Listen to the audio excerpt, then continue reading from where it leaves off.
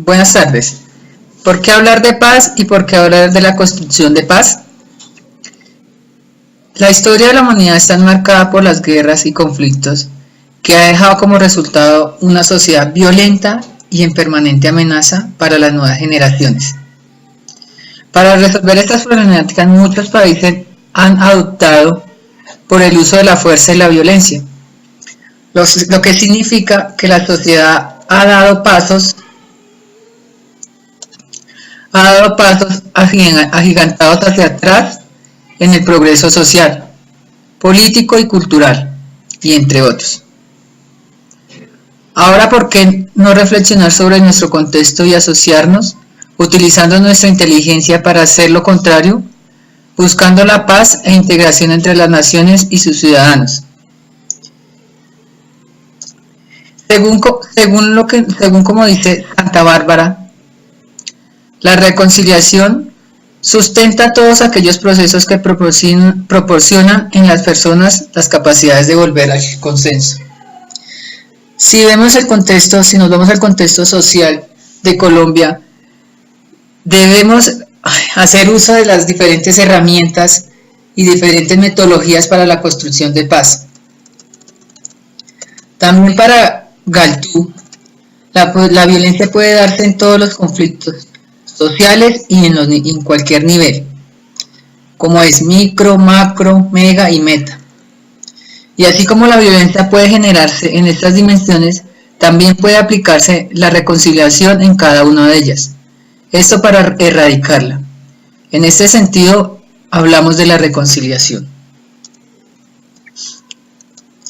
Entonces, para llegar a la paz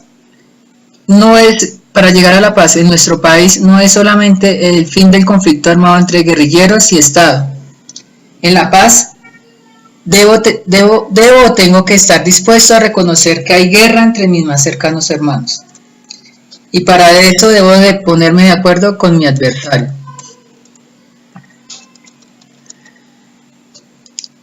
Ahora, ¿por qué reconocer la reconciliación como elemento primordial para la paz? La primera de las funciones de la reconciliación involucra el dinamismo de las relaciones y conflictos sociales, lo cual se ha denominado la transformación de las disputas. También encontramos la convivencia y prevención, la participación de todos aquellos agentes sociales de cambio. Si bien la educación es fundamental en la vida del ser humano, ¿por qué no iniciarla y formar personas en la resolución de conflictos? Nuestra propuesta va enfocada directamente a la Universidad Uniminuto Bogotá Sur, ya que es el contexto más cercano que nos encontramos. Como lo decía el autor, los diferentes problemáticas se pueden dar en nuestro entorno más cercano como en nuestro entorno más lejano. Por eso decidimos realizar nuestra propuesta en las aulas y en los espacios universitarios que nos genera la universidad.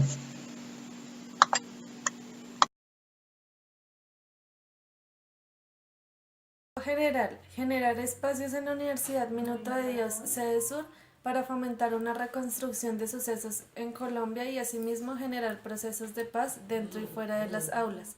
Objetivos específicos. El primero es gestionar espacios dentro y fuera de la universidad para lograr que los estudiantes de las distintas carreras comprendan la importancia de la historia del país y también la importancia de mantener dentro y fuera de las aulas el saber y la construcción de paz. El segundo es proponer talleres que permitan a una sociedad, en este caso universitaria, prevenir, gestionar y resolver el conflicto a través de sus propias capacidades sin recurrir al uso de la violencia. Y el tercero es fomentar el desarrollo de las capacidades de comprensión y tolerancia en el individuo con el fin de otorgarle herramientas de convivencia. El marco teórico que usaremos para nuestra propuesta de construcción de paz se basa en los aportes de Esther Serma y Blanca Girela en su texto de trabajo social y construcción de paz, así como los aportes desde el texto de teoría básica del conflicto. Se abordarán con los conceptos de conflicto, paz, construcción de paz y cultura de paz, y desde los aportes de las autoras Estela Sema y Blanca Girela ahondaremos un poco en el tema de cómo es la intervención de trabajo social en la construcción de paz. Primero, el conflicto se define desde su sustento etimológico, desde el latín conflictus, que significa chocar, pelear o discutir. Este es básicamente el sustento etimológico del término conflicto. Desde el texto de teoría básica del conflicto se define como diferencias, fricciones, posiciones contrarias o antagónicas y contiendas que se generan entre dos partes, debido pues a sus intereses y a la mediación de los mismos en las relaciones sociales. Así como en el texto de teoría básica del conflicto y los aportes de Esther Girela y Blanca Sema, encontramos que el conflicto hace parte de la sociedad, es un concepto, es un hecho inherente en la constitución de la sociedad, así que por lo tanto no se puede negar ni deslegitimar el hecho de que el conflicto es necesario y hace parte de la sociedad. En el texto de teoría básica del conflicto nos señalan unos ciclos de conformación del conflicto. El primero nos habla del surgimiento del problema. En el conflicto pues surge la problemática que pues va a generar disputas y esa contienda, ese enfrentamiento entre las partes. Segundo, la formación de bandos. En esta fase se conforman los distintos bandos que van a enfrentarse dentro del conflicto. El siguiente es el endurecimiento de las posiciones. En este sentido existe una cierta radicalización entre las posiciones de los dos bandos que se están enfrentando, los cuales no son susceptibles al diálogo debido a esta radicalización. Segundo, pues la comunicación se detiene, debido a que en el contexto comunitario que nos señala estas fases del conflicto, las partes que se confrontan, que entran en disputa, detienen su comunicación. De esto debido a ese interés, a esa radicalización de esos intereses, de esas necesidades que ellos presentan. Entonces aquí hay una fase donde la comunicación ya no existe y por lo tanto no es posible el diálogo en esta fase. Sigue pues se comprometen los recursos dentro de la comunidad debido al conflicto, a la radicalización de estas posiciones, los recursos que pues se sustentan el accionar y la práctica de las comunidades muchas veces se detienen y ya no hay esos recursos que pues conforman esa comunidad y pues aquí ya la comunidad empieza a afectarse. Sigue pues el conflicto se sale de la comunidad. Ya que el conflicto ya no se limita a las dos partes enfrentadas, sino que se extiende a otros lugares y se involucran nuevos actores que van a apoyar a algunos de los dos bandos o a los dos bandos y ya no como partes que no están dentro del conflicto pero van a participar en el mismo. Se distorsionan las percepciones, ya muchas veces el motivante del conflicto se distorsiona, ya no, muchas personas no lo entienden de la manera por el cual se inició el conflicto y pues empiezan a haber una serie como de fallas en los intereses que pues motivaron el conflicto. Y por último surge esa sensación de crisis dentro de la comunidad. El conflicto, la radicalización de intereses que suceden dentro del conflicto generan que esa sensación de crisis que ya no es susceptible de solucionarse el conflicto, de que la comunidad empieza a perder ese valor de unión, de fortaleza, de cooperación debido al conflicto. Ya pues más adelante ahondaré un poco que pues estas fases pues deben tener un aliciente. Los conflictos no se detienen en esa fase de crisis, de radicalización de intereses que no son susceptibles de diálogo. Allí pues realizar un poco el aporte de trabajo social. Asimismo, en este texto de la teoría básica del conflicto nos señalan 4 fases que pues son dinámicas y que permiten entender de otra manera el conflicto. El primero es la fase latente. El conflicto siempre es latente debido a que pues es inherente a la sociedad y en todos los grupos, comunidades hay conflictos. Esta fase latente lo que nos quiere dar a entender es que no existe el conflicto no es evidente. Existe, pero sus percepciones no son tan insinuadoras, no es tan visible el conflicto, pero está ahí. La siguiente fase es la de confrontación. Allí ya el conflicto empieza a emerger, las partes empiezan a disputarse como ya señalaba anteriormente. Aquí es la radicalización de intereses y ya las partes empiezan a enfrentarse y ya esto es lo que pues detona el conflicto. En la fase de crisis que pues se relaciona con el ciclo de la crisis que ya señalaba anteriormente. Allí pues ya como he señalado, pues hay una sensación de crisis donde el conflicto entra en su momento más agudo, donde la comunicación falla y donde no hay posibilidades de diálogo entre las partes enfrentadas. Y por último, aquí ya la fase, el conflicto se detiene en la crisis, sino que hay una fase de post-conflicto, la cual pues se compone de la mediación de una parte, de un tercero que, que no está a favor de ninguno de los bandos, sino es un tercero que viene a intermediar o a mediar en la resolución de este conflicto. Es un, es un tercero que pues no tiene ningún interés dentro del conflicto, sino solo su interés es que las dos partes dialoguen y pues llegue a la solución del conflicto. Es un tercero neutro. Bueno, ya analizando estas fases del conflicto, es necesario tener en cuenta los aportes que nos ofrecen Esther Sema y Blanca Girela frente a lo que es el conflicto. Eh, el conflicto, pues ellas señalan, existe una complejidad dentro de las comunidades, es decir, una serie de sucesos que muchas veces permiten, no se, que conforman esa comunidad, que muchas veces no son no son posibles de unir. La comunidad se compone de una complejidad que pues les es inherente por su carácter de comunidad. Y allí pues surge el conflicto.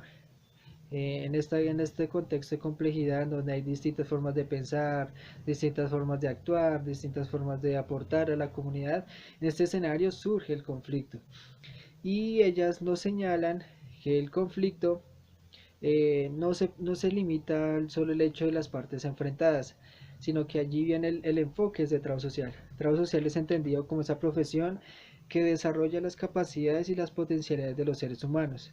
En este marco, el trabajo social, su sustento se basa en confiar y en creer que cada persona posee una capacidad, un talento, una potencialidad que le va a permitir la resolución de su conflicto. El trabajo social en este caso es solo un profesional que y busca aportar para que el desarrollo de estas habilidades y de estas potencialidades.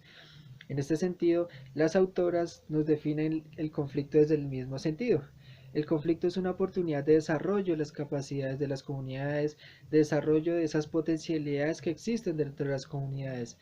El conflicto en ese sentido no es visto en ese lado negativo de confrontación, como pues etimológicamente se entiende, sino que es esa oportunidad de aprender, de crecer como comunidad. Ese es el lado positivo que es el conflicto. No podemos entenderlo en su sentido negativo, sino que el conflicto, al ser necesario en la sociedad, al ser un concepto, un hecho inherente en la sociedad, desde el trabajo social se entiende como una capacidad de aportar a la sociedad, a la construcción de las comunidades y a lo que ellas denominan, o pues no ellas denominan, sino aportan al concepto de cultura de paz. Es un concepto bastante novedoso, podría decirse. En el contexto colombiano tenía auge y básicamente en los libros de William Ospina él lo señala en su texto sobre La Habana, el concepto de cultura de la paz, que se contrapone al concepto de la cultura de la violencia, la cultura de la guerra, la cultura del conflicto. Ellas nos señalan básicamente que el conflicto es posible solucionarse desde la gestión pacífica de los conflictos. Allí es donde el trabajo social tiene su quehacer y su intervención, la gestión pacífica de estos conflictos. Esta gestión pacífica pues se hace parte de esa cultura de la paz que pues que ellas no lo definen, la de Esther Sema y Blanca Girela, como es esa cultura que rechaza la violencia, que rechaza la fuerza, que rechaza todo tipo de maltrato para en búsqueda de la solución de los conflictos. Es esa cultura que busca la resolución de los conflictos a través del diálogo, a través de la participación de las comunidades y de los bandos enfrentados en la resolución de estos conflictos. Ella nos señala básicamente que la cultura de la paz debe tener en cuenta ciertos valores. Y estos valores pues ya nos lo señalan, que son la cooperación, que es necesaria la cooperación entre las comunidades para que se resolucionen los conflictos. La participación, como ya lo señalaba, que ellas mismas participen en la solución de los conflictos, que no sea un hecho limitado a las que muchas veces dentro de las comunidades hay líderes de los bandos enfrentados, así que necesaria participación de las personas que hacen parte de esos bandos enfrentados. Y por último, el empoderamiento, ese concepto tan, pues es muy importante en trabajo social y es bastante de uso común dentro de la profesión. Ese empoderamiento es darle poder, no darle el poder para destruir, para subyugar al otro, sino es un poder que le permita transformar, que le permita construir paz, que desarrolle esas capacidades, esas potencialidades en pro de lo que pues se han ido denominando la cultura de la paz. Desde aquí es importante, ya entendemos lo que es el conflicto, la cultura de la paz, y es necesario hablar de lo que se entiende por paz. No podemos hablar de, de una solución del conflicto o hablamos de una cultura de la paz, ya entendemos que es esa cultura de la paz, pero hay que entender ese concepto que pues se contrapone a ese hecho de la violencia. El conflicto es necesario y la paz no es el antónimo ni el contrahegemónico del conflicto. El conflicto es necesario, pero la paz hace parte de ese hecho, de ese antónimo de lo que se entiende por la guerra y las formas violentas de resolución de conflictos. Las autoras Esther Sema y Blanca Girela, que pues son referentes para trabajo social desde las lecturas, entender cómo desde trabajo social se puede aportar la paz y tiene mucho sentido desde la propuesta que nosotros pretendemos en la universidad, la propuesta de construcción de paz, de generar cultura de paz dentro de la universidad. En ese sentido, las autoras nos señalan que la cultura, la paz, se caracteriza por, se tiene que ver con situaciones de violencia cultural, de violencia simbólica, de violencia estructural. Esas tres tipos de violencia no se limita a una violencia física, una violencia estructural que da cuenta de los gobiernos que pues generan ese tipo de violencia. Es una violencia que a veces viene desde como si fuera un mandato desde los gobiernos. Esa violencia simbólica que aparte de que pues la violencia física genera esas huellas que calan en el corazón, en el alma de las personas y dejan huellas en los cuerpos. En ese sentido es esa violencia simbólica que muchas veces es difícil de restituir, de darle como ese sentido de recuperar el valor de la paz cuando hay una violencia simbólica que muchas veces no se trabaja desde lo social ni desde lo psicológico. Y esa violencia cultural, en el sentido de destruir culturas, de destruir tradiciones, costumbres, pensamientos desde un grupo poblacional. También este tipo de violencia es necesario entenderlo, ya que la violencia es física y usa unas herramientas para destruir, pero pues destruye culturas, destruye costumbres, tradiciones que pues caracterizan a ciertos grupos poblacionales. Este tipo de violencia es bastante complejo de restituir, debido a que pues destruir una cultura es destruir el alma de un territorio, destruir el alma de un grupo poblacional que pues han ido desde un tiempo considerable construyendo esa cultura. Nos señala, ellas citan a dos autores, a Muñoz y Bolaños, que la paz no es perfecta. La paz, podemos entender la paz como un anhelo, una utopía, como lo señala Marcuse en su texto de del hombre unidimensional.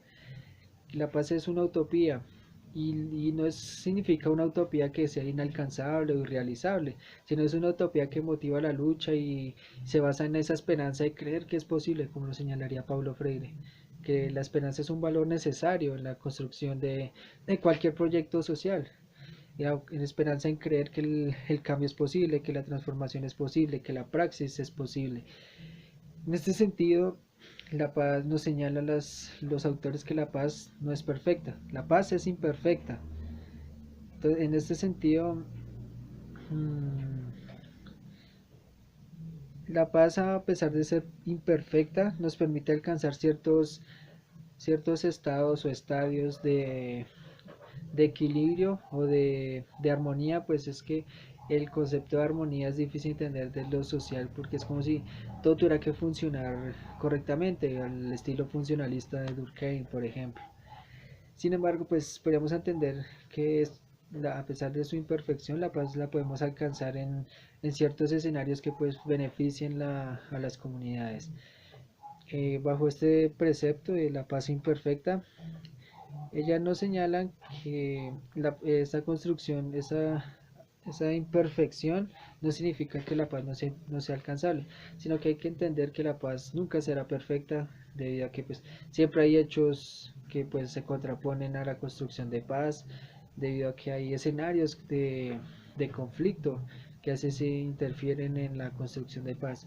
Sin embargo, hay posibilidades de construir paz, a pesar de que sea imperfecta. La imperfección no quita el sentido de que es posible la paz.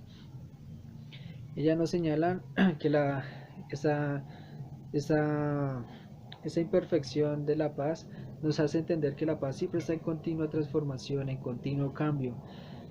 Y en ese sentido pues nos permite entender que cuando no puede existir una paz perfecta, porque sería como atribuir que la paz es una sola, que la paz es un concepto que es unívoco, y muchas veces la paz depende del territorio, depende de las personas.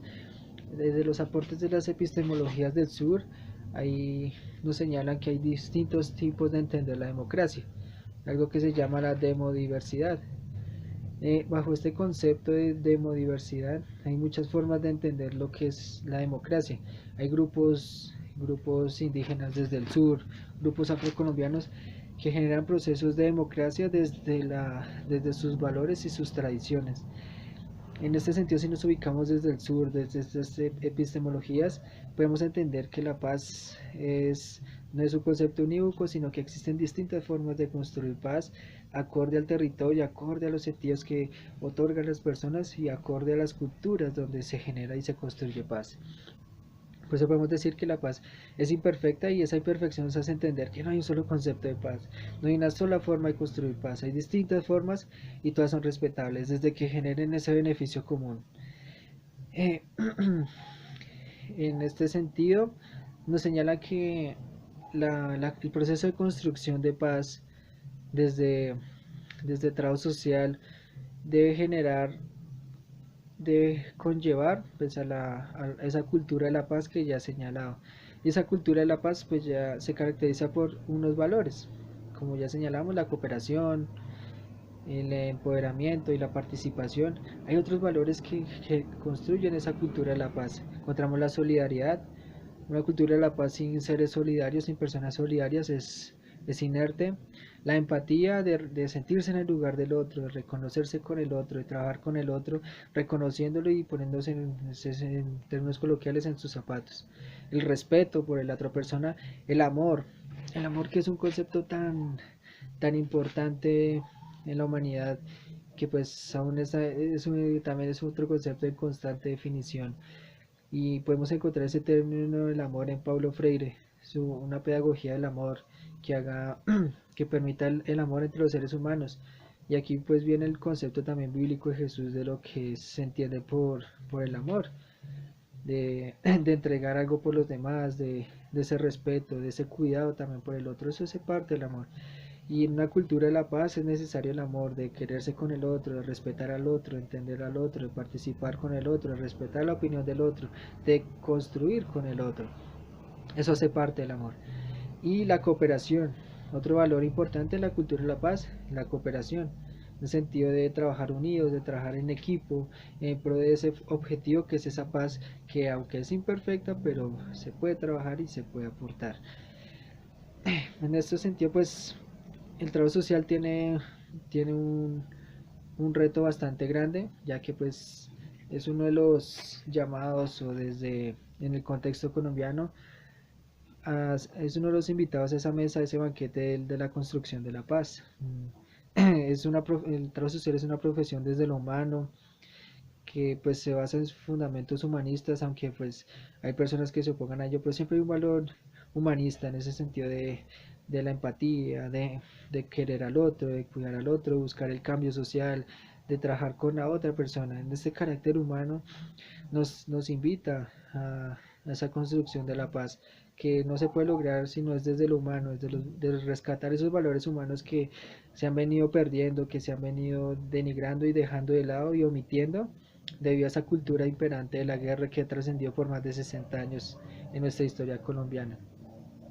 En este marco, pues la propuesta de construcción de paz busca recuperar esos valores que permiten la generación de esa cultura de la paz, de llegar, como ya señalaba, el amor, el respeto, la cooperación, la participación, que nos conlleva a esa generación, a esa construcción de esa cultura de la paz, de contraponernos, de hacer procesos contrahegemónicos a esa cultura de la guerra que ha sido imperante en Colombia, no solo desde 60 años gracias al conflicto con las FARC especialmente, sino muchas veces desde la independencia, donde se ha caracterizado por una serie de intereses donde unos luchan, unos gobiernan en contra de la mayoría del pueblo, y que estos son los que hacen esos procesos Foucaultianos de resistencia. En este marco, el trabajo social tiene esa misión histórica, diría Paulo Freire, de construir la paz, de devolver ese carácter histórico de la paz que pues hace tanta falta en el país, de luchar por esa utopía, esa paz imperfecta que debe ser el aliciente para decir que no hay una sola paz, que la paz se construye diariamente y pues hay que sentar esas bases, esas semillas de esa construcción de paz en nuestro país y pues la propuesta radica desde la universidad, que es allí el lugar, la academia donde pues, es el escenario para prepararnos y después dar ejemplo y transmitir esta cultura de la paz a la sociedad.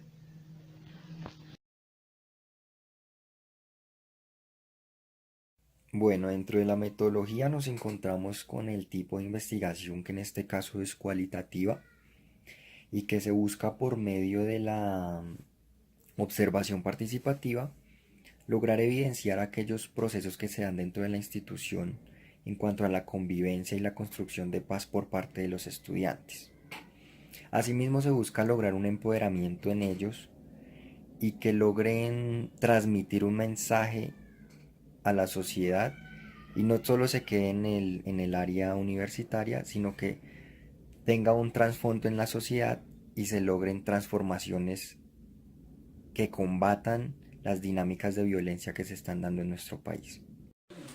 Continuando con la metodología, vamos a hablar acerca del diseño, que a partir de los objetivos y actividades que se van a realizar, se puedan obtener resultados que tengan la garantía y la factibilidad de conseguir con esta propuesta del éxito, que el éxito viene siendo pues la construcción de paz en la universidad. Dentro de la metodología vamos a ver un punto importante que es el alcance.